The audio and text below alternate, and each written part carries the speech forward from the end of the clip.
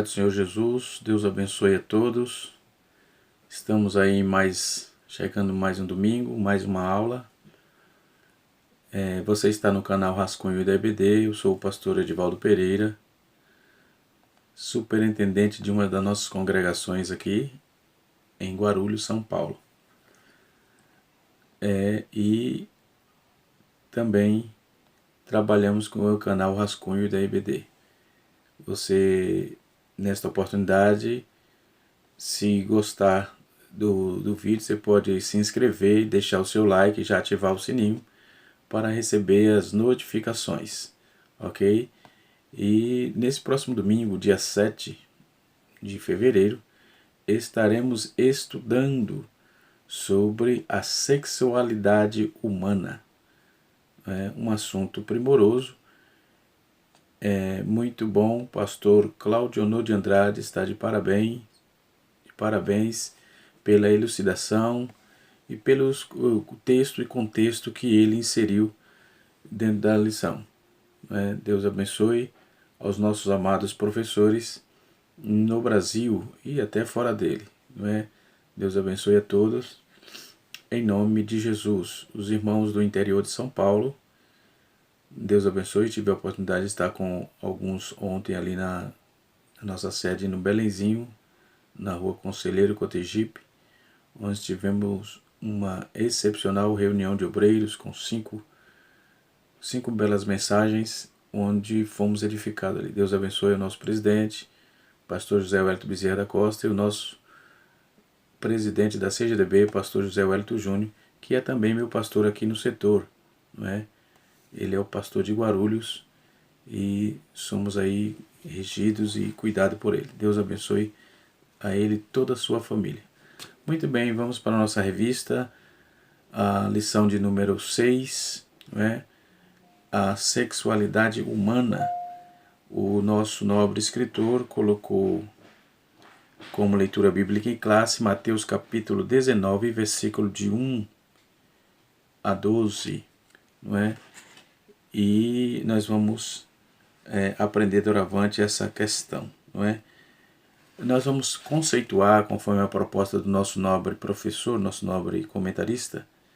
Ele diz assim: conceituar a palavra sexo, enfatizar que Deus criou apenas dois sexos, elencar os objetivos da sexualidade humana e apontar as distorções da sexualidade. Muito bem. Nós vivemos hoje, nos dias atuais, com muitas ONGs, muitas coisas, e ouvimos falar muito. Nós vivemos, não, ouvimos falar, não é? E até estudamos isso, pesquisamos para saber qual é o pensamento que se traz, que observamos que há uma dissolução, se tenta fazer uma dissolução da família ordeira e natural que Deus criou, homem e mulher. Então, para começar, nós vamos conceituar aí a palavra sexo. Segundo o dicionário, é uma conformação física orgânica celular particular que permite distinguir o homem e a mulher, atribuindo-lhe um papel específico da reprodução. Em todo o conteúdo bíblico, histórico, sociológico da humanidade, só se ouve falar, não só escrituristicamente, mas dentro dos costumes habituais do ser humano no mundo, da sociedade, do contexto humano, só se ouve falar que Deus criou homem e mulher. E a Bíblia é enfática no capítulo 1, versículo 27 de Gênesis, que Deus criou homem e mulher, macho e fêmea, sine qua non. Então, esse assunto é um assunto de ética, de moral e etc. Então, a sexualidade vai tratar de elemento hormonal e como promotor de satisfação pessoal. O objetivo de Deus criar homem e mulher, o objetivo primordial disso, primeiro, é para que ambos não ficassem só. Segundo, era para procriação. Era para procriar, para trazer a humanidade, o crescimento. Por exemplo, será que eu haveria nascido se não houvesse meu pai e minha mãe? Não é? Enfim, e é isso que a Bíblia nos relata. Então, esses valores contextualizados dentro dos valores da humanidade, ao longo dos milhares de tempos e de anos que se passa, de eras, gerações que passa e gerações que vai chegando, há de se saber que a sexualidade humana ela vem trazendo resultados sobejos para que alegre o coração do nosso Deus. Foi quem criou, não é? Então a sexualidade humana nós podemos usar em Timóteo, 2 Timóteo capítulo 3, versículo de número 16 a 17, né? Eu quero ler esse texto aqui com os irmãos. Nossa fonte, nossa regra de fé e prática, e eu vou ler aqui usando a Bíblia de Jerusalém, não é? Uma Bíblia muito boa, eu gosto bastante, uso bastante ela, não é? Mas vamos aí para 2 Timóteo, capítulo de número 3, né? Vamos ver o que diz o texto aqui nesta Bíblia, né? Graças a Deus o que não falta aqui é Bíblia. Gosto também muito da Bíblia Palavra-Chave da CPAD, editada aí pela CPAD. Uma Bíblia muito rica, não é? Principalmente quem estuda línguas semíticas ou as línguas originais vai ter muito a ganhar. Eu recomendo a Bíblia Palavra-Chave. Se você não tem, adquira, porque é uma Bíblia muito rica, uma Bíblia acadêmica, por que não dizer, né? Vamos lá, 2 Timóteo capítulo 3, versículo 16, diz assim, capítulo 7, 3, versículo 16, diz assim, toda escritura é inspirada por Deus e útil para instruir, para refutar, para corrigir, para educar na justiça, a fim de que o homem de Deus seja perfeito, qualificado para toda boa obra. Por que começar com esse texto? Porque esse texto vai nos trazer a garantia de toda a elucidação bíblica com respeito à sexualidade, visto que nós, quando vamos estudar toda essa demanda, vamos passar, como eu disse, por pensamentos contrários à família natural, enfim, alguém quer impregnar aí a terceira via, não é? Se você tem os seus hábitos, seus costumes, é um problema exclusivamente seu. Um dos direitos da cláusula pétrea, que é a cláusula pétrea do nosso direito, é que você tem direito ao corpo.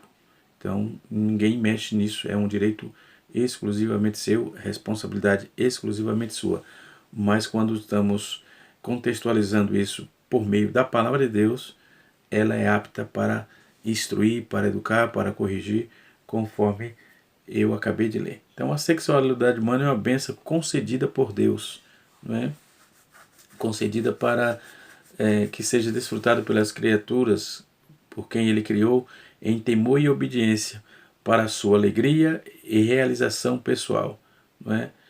Então é isso que nós vamos entender. Homem e mulher. Deus criou os seres humanos como seres sexuados, ou seja, macho e fêmea. Então há aí uma diferença, né? Há macho e fêmea. Então podemos ver claramente a distinção entre o macho e a fêmea na criação aí em Gênesis capítulo de número 1, versículo 27. Falamos essa questão da criação nos primeiros vídeos dessa lição, nos primeiros dias de janeiro, não é? Já vejo que já estamos em fevereiro. Então trabalhamos isso aí, né? Então é a primeira vez que a palavra homem, que é o termo Adam, que significa humanidade, da designação aí da espécie humana, homem e mulher, porém na segunda frase que vamos ler homem, o termo aí muda para zakar, que significa macho. A palavra hebraica para mulher é nequerra. Nequeba significa fêmea. Entendeu? Deus criou os seres humanos, macho e fêmea, tendo como propósito a união sexual. Eu quero ler esse texto em Gênesis capítulo 2, versículo 18 a 26, a 25. Gênesis capítulo 2, versículo 18 a 25. Veremos o que diz o texto sagrado. Diz assim: e Deus disse: não é bom que o homem esteja só. Vou fazer uma auxiliadora que lhe corresponda. Deus modelou então do solo todas as feras selvagens. Deus modelou do solo todas as selvas selvagens do céu e que se conduziu para o homem, para ver como ele se chamaria. E cada um deveria... Então, Adão e Eva, aqui no texto, eles coordenaram isso, né? Deus autorizou que eles colocassem o nome em tudo que foi sendo criado. E eles se dirigiam ao homem, né? Para que o homem colocasse, né? Como ele se chamaria. Então, cada qual deveria levar o seu nome. Disse Deus, não é o homem... Disse o homem, deu o nome a todos os animais e as aves do céu e todas as feras selvagens, mas para o homem não encontrou auxiliadora que lhe correspondesse. Então Jeová Deus fez cair um sono, tupor, aqui a palavra, sobre Adão, e dormiu, e tomou de uma costela e fez crescer em seu lugar. Depois da costela que Deus tirara do homem, Deus modelou uma mulher e trouxe ao homem. Então o homem exclamou. Na verdade, Adão já foi logo citando a poesia. É a primeira vez que vamos citar explicitamente, vamos ver na Bíblia a voz do homem. Domingo passado veio a questão de que linguagem Adão falou. Pode ver no vídeo da lição 5 que eu estou tratando desse assunto. E todo um monte de comentarista também tratou. Outros se eximiu.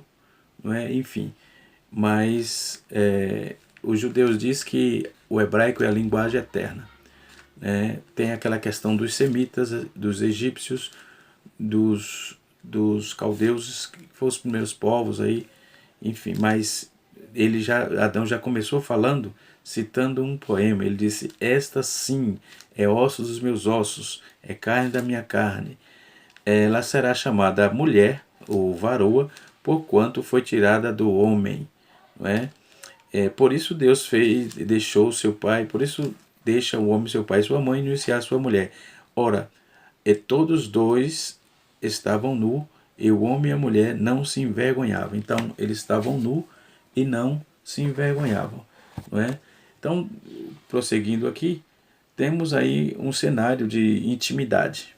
Um cenário de intimidade que o próprio Deus criou naquela oportunidade.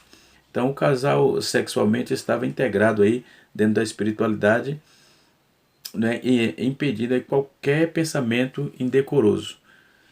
Quando vamos trabalhar isso, nós vamos ver alguns pensadores. Por exemplo, Richard Foster, ele diz assim: você percebeu que o erotismo não contaminado pela vergonha existia antes da queda?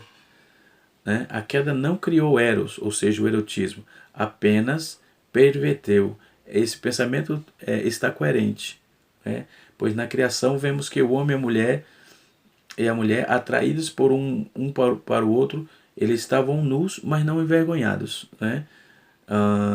É a mesma coisa que você é casado, você coabita com sua esposa, enfim, ficam inteiramente à vontade, são segredos que não saem das quatro paredes, e você louva a Deus por meio desse ato, sua esposa louva a Deus por meio desse ato. É claro que tudo isso decentemente e com respeito, nada de bestialidade, é uma coisa que nós vamos citar daqui a pouco, tá? Que já é uma outra demanda. né? Então vamos ver aí, eles estavam, sabe, da masculinidade, da sua feminilidade, são as obras das mãos de Deus. Então, homem e mulher, masculino e feminino, são obras das mãos de Deus. Assim, todo afeto apaixonado um pelos outros também, suas diferenças que unem, né? Porque, primeiro, existe o mito de, temos algo em comum, não procede isso. Você não casou com alguém igual a você, porém, você casou com pessoas da mesma raça. Você é homem, casou com uma mulher. Você é mulher, casou com um homem. Pronto. Não é?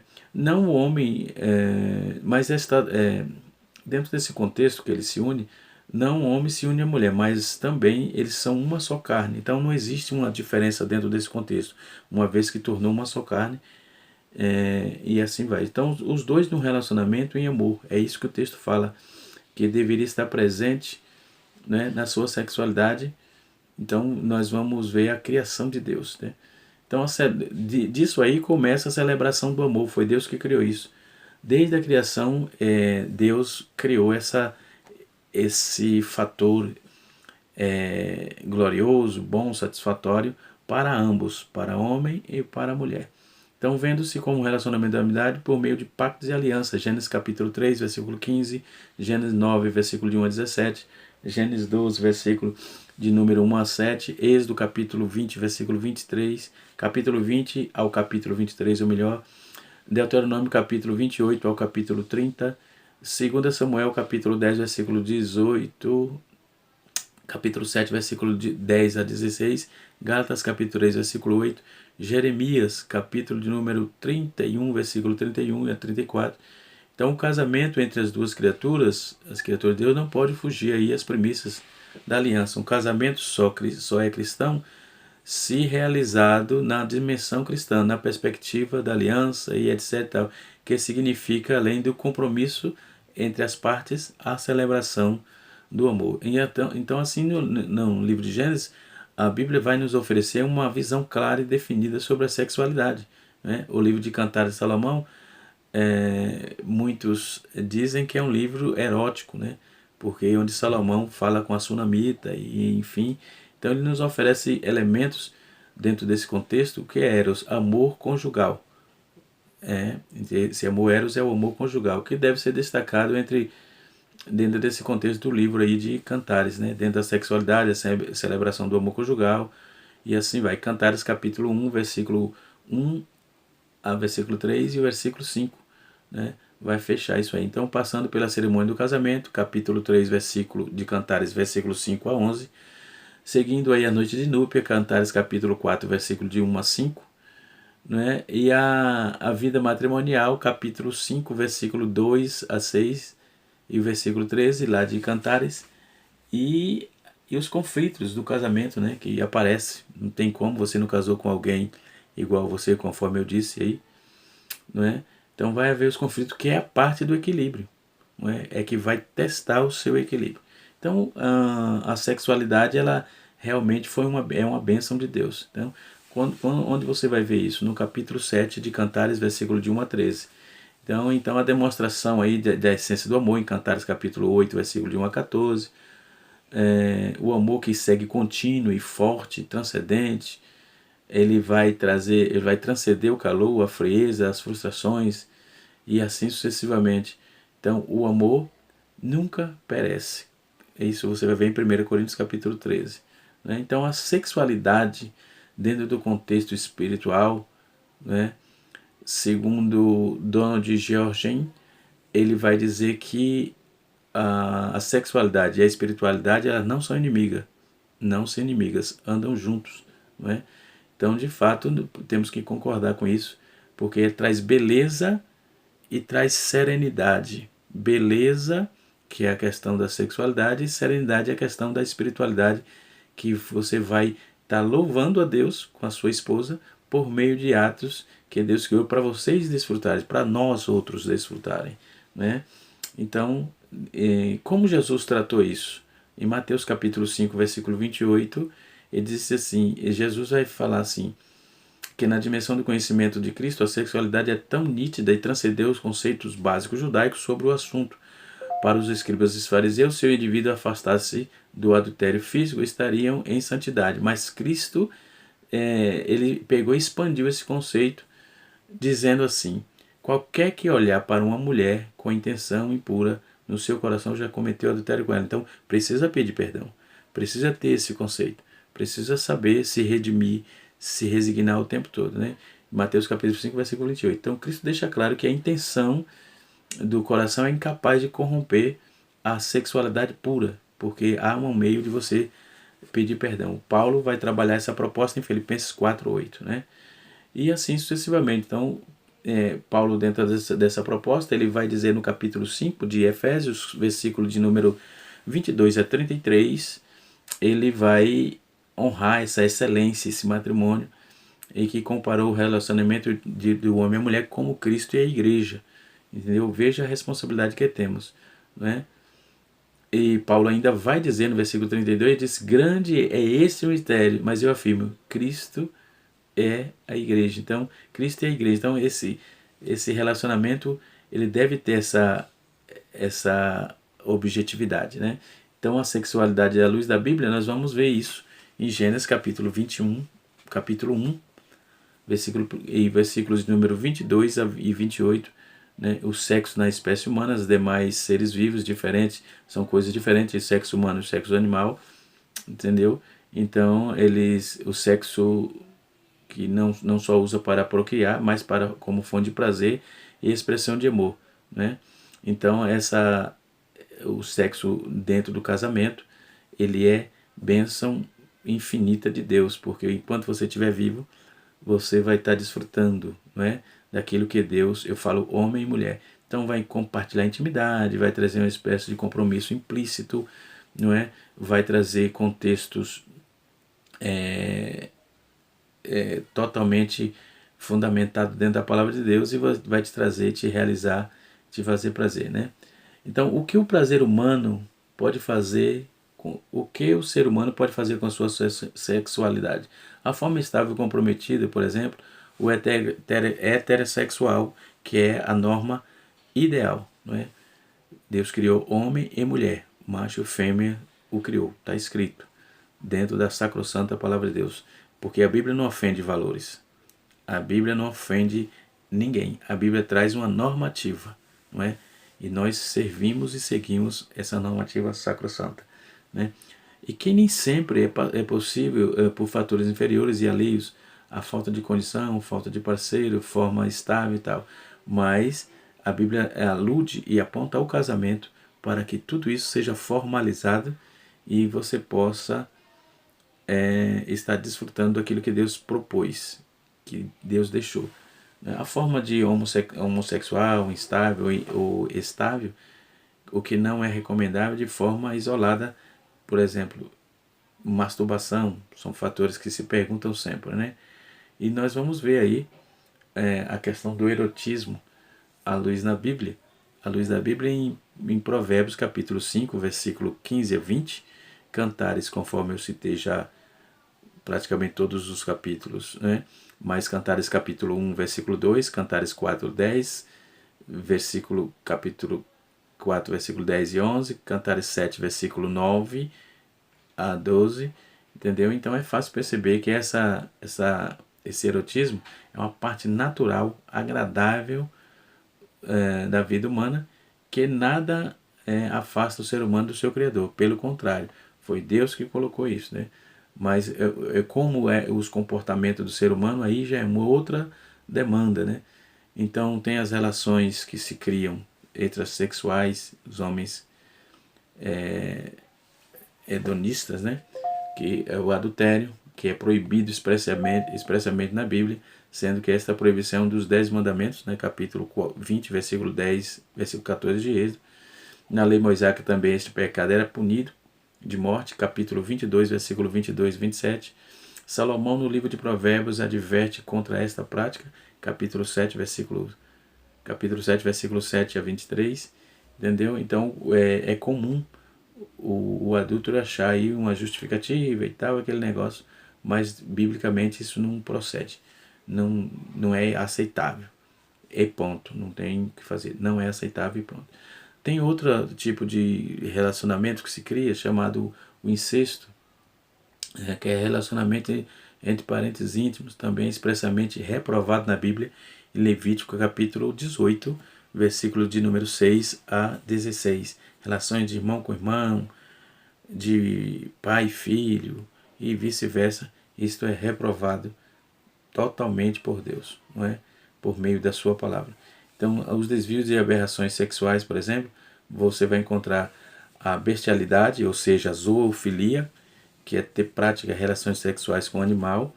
Vem a pedofilia, que hoje ouvimos nos jornais o tempo todo, pessoas envolvidas com esse tipo de desgraça, não é? Que é pessoas que têm atração por criança. Não é? Isso tem sido grave isso aí, é um negócio, sabe, complicado. Que é crime, enfim, não tem o que fazer, né? E a justiça está correta, a justiça do nosso país e de outros, enfim. Depois tem a necrofilia, que são pessoas que praticam relação sexual com cadáveres, com pessoas mortas. O homossexualismo é um relacionamento sexual da pessoa com o mesmo sexo, né? E assim sucessivamente. Então tem várias formas que o ser humano, não foi Deus, o ser humano, por sua atitude insana ou de muitos desejos descabidos, desnecessário, se envereda por caminhos que vai minando a sua comunhão com o Criador. Que Deus possa abençoar a sua vida, que o seu casamento seja uma bênção, não é? Que haja perdão entre os casais o tempo todo, porque se houver alguma anomalia tem que ser conversado, tratado, enfim. A atitude do cristão diante do pecado e diante do pecador. Como vamos lidar com isso, né? Vamos ter que ensinar a palavra de Deus, por isso que temos que aprender. Então a Bíblia vai trazer isso aí, como diz que a sexualidade foi dada por Deus a nós, para que sejamos multiplicadores, para que sejamos férteis, para procriar, né? Então nós vamos... quando é que o sexo é pecado?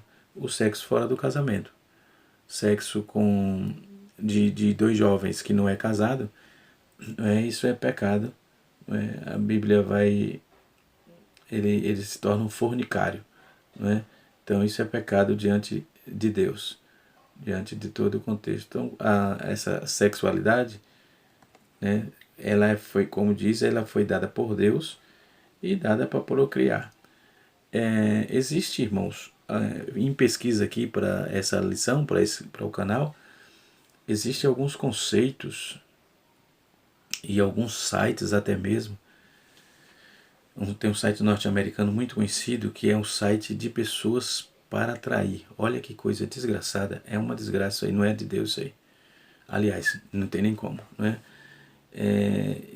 Foi criado em 2001, tem sede lá no Canadá, e ele tem aí a tendência é você se relacionar com outras pessoas que não seja do seu casamento. Isso é uma peste, não é?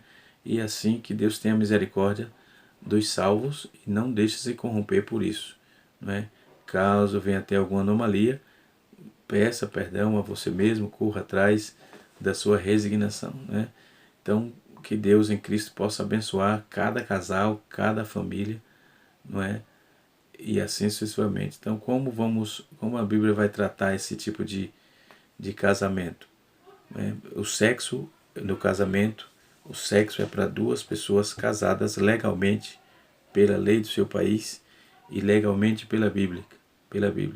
A priori, Deus criou o casamento ideal e a forma ideal e original, e essa forma é chamada de monogâmico. Casamento monogâmico, capítulo 1, versículo 27, e Gênesis capítulo 15 e capítulo 16 vai nortear esses mandamentos, essa ordem de Deus. Também os homens criaram a poligamia, não é? Que era um casamento plural, um casamento de forma de concubinato. Esse tipo de anomalia dominou os patriarcas, e nós vamos ver uma exceção aí de Isaac, que não vamos encontrar nenhum documento bíblico trabalhando essa proposta de que Isaac teve envolvimento com mulheres secundárias. Pelo contrário, só fala de uma. de um casamento único, né? Depois nós vamos encontrar também a endogamia. A endogamia era casamento, né, que foi instituído pelas próprias tribos, né? E assim sucessivamente. Êxodo capítulo 34, versículo 15 a 16. E Deuteronômio capítulo 7, versículo 3 e 6. E Josué capítulo 23, versículo de 11 e 13. Depois vamos encontrar também uma outra forma de casamento, um tipo, que se criaram naquele tempo, chamado exogamia. Exogamia é o casamento fora da família. Um exemplo disso foi Sansão, que casou com Dalila, que não tinha nada a ver com a parentela. Eu não falo de família genética, eu falo de família povo. Não era do seu povo, era de outros povos, né? Salomão também teve essa anomalia em Êxodo capítulo, no caso de Sansão, foi no capítulo 13 até o capítulo 16, você vai ver ele agonizando e as consequências dessa anomalia com o casamento fora é o casamento exogâmico, né? Então ele teve esse problema. Salomão também teve esse problema. 1 Reis capítulo 11, versículo de 1 a 7, e Deus proibiu isso em Esdras capítulo 10, capítulo 9 e capítulo 10, Deus proíbe. Neemias capítulo 10, versículo de 28 a 30, e corrobora com Atos capítulo 16, versículo 1 a 13, e Atos 24 também é banido por isso. Depois tem o incesto, conforme eu já li lá em cima, e assim sucessivamente. Então, a sexualidade humana, ela tem regras e normas. Primeiro, Deus criou para procriar, não é? E para o prazer do homem e da mulher. E os objetivos, não é, dentro desse contexto, primeiro nós sabemos que só tem dois sexos, macho e fêmea. Ponto. Não existe, nem a ciência diz, nem os geneticistas falam, enfim, quem trabalha na área, e a Bíblia muito menos. A Bíblia diz que Deus fez homem e mulher, macho e fêmea. O resto é balela. O resto é hedonismo. Não é? Hedonismo. Ou seja, prazer desenfreado, descabido, descontextualizado. Né? Então a sexualidade humana, ela tem o objetivo de satisfazer o ser humano, homem ou mulher, e procriar. Não é?